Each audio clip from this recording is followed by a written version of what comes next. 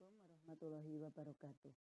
Saya Nuning Yulianti, SPDMM, berasal dari SMP Negeri 10 Probolinggo, Jawa Timur. Sebagai salah satu calon guru penggerak Angkatan 6, ini saya akan menyampaikan demonstrasi kontekstual dari modul 11A6 tentang filosofi pendidikan Ki Hajar Dewantara. Salam dan bahagia. Intisari filosofi pemikiran Ki Hajar Dewantara tentang pendidikan dan implementasinya di sekolah. Pemikiran Ki Hajar Dewantara meliputi beberapa hal, antara lain pendidikan dan kebudayaan, yang kedua adalah kodrat alam dan kodrat zaman, yang ketiga asas trikon, keempat budi pekerti, dan kelima menuntun dan pamong. Yang pertama, pendidikan dan kebudayaan.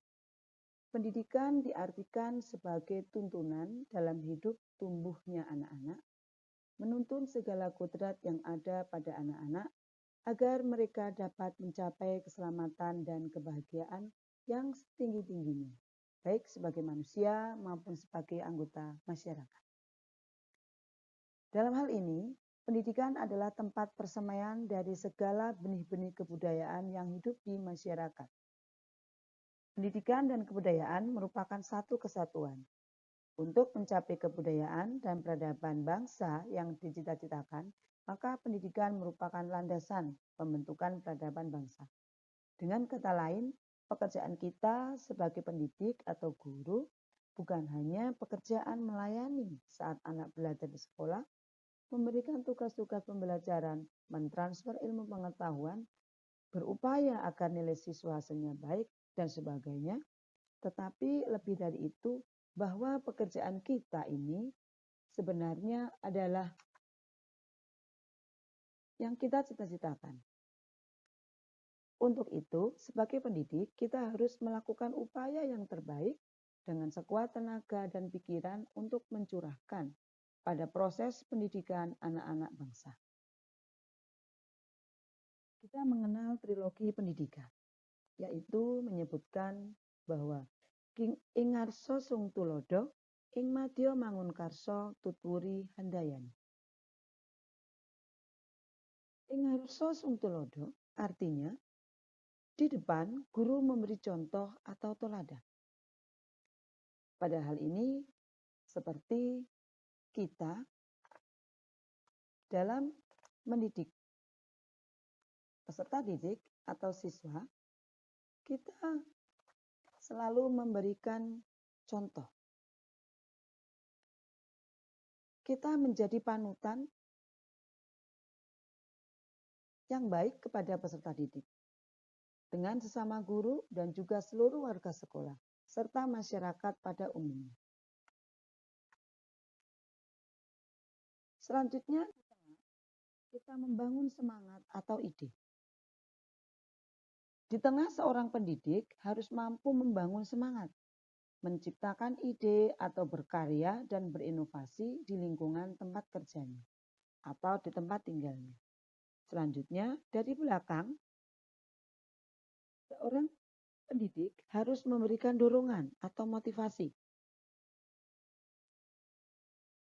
arahan dan juga penyemangat kepada seluruh warga sekolah dan lingkungan tempat tinggalnya. Seperti dalam kegiatan perlombaan, ya, seorang guru harus memberikan contoh, memberikan motivasi kepada anak-anak agar anak-anak bisa mencapai apa yang menjadi harapan mereka. Untuk yang kedua, filosofi dari Ki Hajar Dewantara adalah kodrat alam dan kodrat zaman. Kodrat alam berkaitan dengan sifat dan bentuk lingkungan di mana anak itu berada. Sedangkan kodrat zaman berkaitan dengan isi dan irama.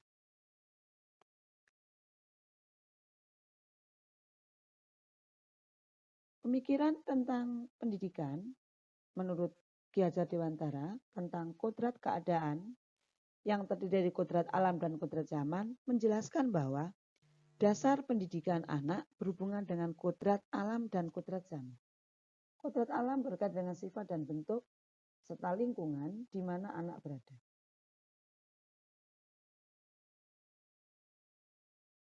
Dengan kata lain, Ki Hajar Dewantara ingin mengingatkan bahwa kita sebagai seorang pendidik sejatinya adalah melihat kodrat diri anak dengan selalu berhubungan dengan kodrat zaman. Bila melihat dari kodrat zaman pada saat ini, pendidikan global menekankan bahwa pada kemampuan anak untuk memiliki keterampilan di abad 21 dengan memiliki atau dengan melihat kodrat anak Indonesia yang sesungguhnya, Ki Hajar Dewantara mengingatkan juga bahwa budaya dari luar tetap harus disaring dengan tetap mengutamakan kearifan lokal budaya Indonesia. Oleh karena itu, isi dan irama yang dimaksud oleh Ki Hajar Dewantara adalah muatan atau konten pengetahuan yang diadopsi sejatinya tidak bertentangan dengan nilai-nilai kemanusiaan. Ki Hajar Dewantara menegaskan juga bahwa didiklah anak-anak dengan cara yang sesuai dengan tuntutan alam dan zamannya sendiri. Selanjutnya yang keempat adalah asas trikon. Yang pertama yaitu kontinuitas, konvergensi, dan konsentris. Kontinuitas artinya kita harus bergerak dan berpikir maju ke depan tanpa melupakan sejarah dan tidak boleh lupa akan akar nilai budaya yang hakiki yang dimiliki oleh bangsa Indonesia. Sedangkan konvergensi adalah pendidikan itu harus berasaskan kemanusiaan, manusia, memanusiakan manusia, dan memperkuat nilai kemanusiaan. Sedangkan asas konsentris adalah pendidikan harus menghargai keberagaman dan memerdekakan pembelajaran. Setiap peserta didik memiliki keunikan masing-masing. Setiap peserta didik memiliki potensi yang mereka bawa sejak lahir. Yang keempat adalah budi pekerti. Budi itu mencakup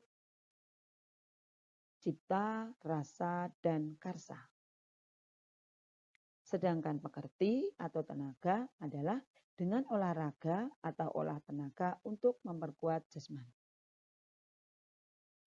Diharapkan kepada peserta didik untuk memfungsikan akal dan pikirannya, memiliki mimpi, harapan, dan cita-cita, serta berpikir untuk selalu berbuat yang terbaik, memberikan manfaat kepada orang lain dalam mengolah rasa atau perasaan.